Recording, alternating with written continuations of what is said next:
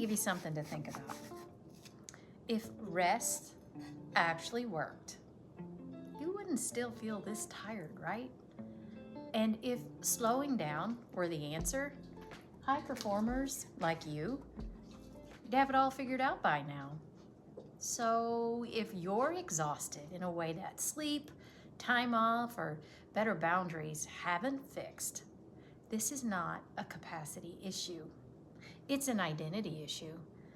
And once you see it, burnout starts to make a lot more sense. So, why is burnout so mislabeled? A lot of people think burnout comes from doing too much. Seems obvious, right? But the pattern that I see over and over in high performers and leaders that are in midlife, it's actually different. They're exhausted from being someone they've just outgrown, from performing an identity that once kept them quite safe and respected, needed, but it's no longer fitting who they're becoming. And when you live as two different versions of yourself at the same time, the one you are and the one you feel responsible to be, your system never gets to rest. And not because you're weak, because you're divided. So let's talk about identity reset in real life. Here's how identity exhaustion actually shows up. You say yes while your body is kind of tightening. You feel it. You lead with competence, but you feel disconnected. You keep proving value you know you already have. And you hold things together long after they should have been shifted. None of this is accidental. These are identities built through reinforcement. They worked once and really well. They earned safety, approval, belonging, all good. But now they're costing you energy.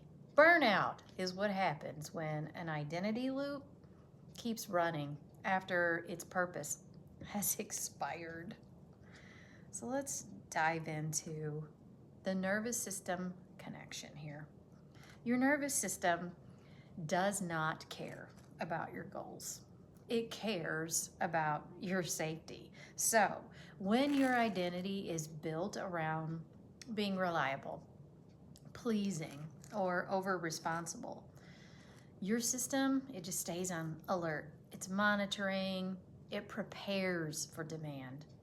In that state, it might look like drive or leadership from the outside.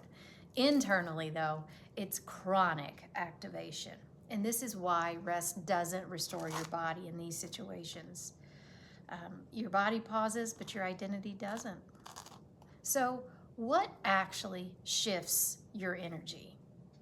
Energy returns when identity and behavior realign, not when the workload changes, not when people finally understand you, and not when you push through one more season. It shifts when your nervous system sees evidence that you no longer have to override yourself to stay safe. And that starts small. One honest no. One boundary that doesn't get explained. One decision made for who you are becoming, not who you've been. This is identity reset, and it's the foundation of everything that comes next. So let me leave you with this.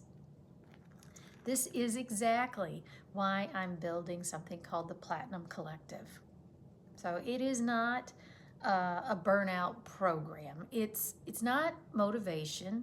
It's a space for high performers, leaders who are ready to lead from alignment instead of self-override.